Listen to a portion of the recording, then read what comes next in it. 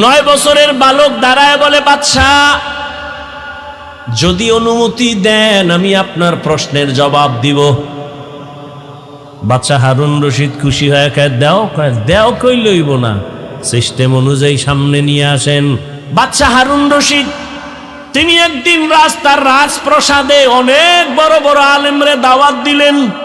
ওলামায়ে কেরামের কাফেলা চলে আসলেন হারুন রশিদের রাজপ্রাসাদে, সুন্দর মেহমানের আপ্যায়নের ব্যবস্থা করলেন।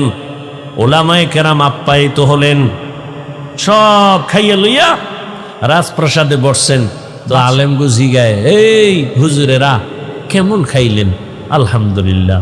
মেহমানদারি ঠিকঠাক হয়েছে? বলে আলহামদুলিল্লাহ। তো আপনাদের ডাকছি, জিগাইবেন না কেন ডাকছি? জি বাদশাহ মহারাজ, কেন ডাকছেন? কয়, বেশি আমার একটা জিনিস জানার জন্য ডাকছি। কি? আমাকে আপনারা সমস্ত আলেমরা বলবেন, আজকে আমাকে ফতোয়া দিয়া যাবেন। আমি বাদশাহ হারুন রশিদ, আপনারা চিনেন তো? কাহা চিনি। আমাকে বলেন আমি জান্নাতি নাকি আমি জাহান্নামী, বাস এটার ফতোয়া দিয়া যাবেন, আর কিছু না। সব উলামায়ে কেরাম এক আওয়াজ দিলেন, কে জান্নাতি কে জাহান্নামী দুনিয়ার কোন আলেমের বলার ক্ষমতা নাই। হ্যাঁ, এতটুকু বলা যাবে, আপনি ভালো কাজ করেন তো জান্নাতের পথে আছেন, জান্নাতি বলা যাবে না। আপনি অন্যায় করেন বলা যাবে জাহান্নামের পথে আছেন, কিন্তু জাহান্নামী বলা যাবে না। বাদশাহ হারুন রশিদ মজাক করে, কথা আপনাকে খাওয়াইয়া হইল কি? যেই পরিমাণ খাওয়াইলাম একটা লাইন তো কইরে দিবেন। জান্নাতিও বলতে পারবেন না, জাহান্নামীও বলতে পারবেন না, তা আমি আপনাকে খাওয়াইয়া লাভ হইল কি? দুঃখ, সমাধান পেলাম না। বিদায় দিবেন ভাব।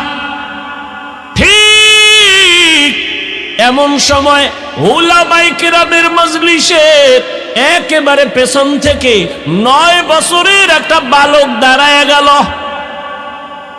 বালক দাঁড়ায় বলে, বাদশাহ বেয়াদবি যদি ক্ষমা করে দেন আপনার প্রশ্নের জবাবটা আমি দিব।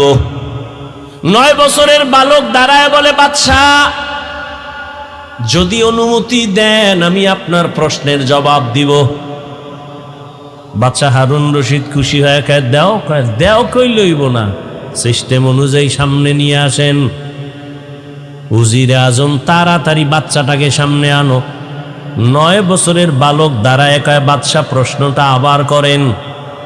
প্রশ্ন হলো, আমি হারুন রশিদ জান্নাতি না জাহান্নামী? বাচ্চা 9 বছরের বালক কয়, জবাব দেওয়ার আগে আমার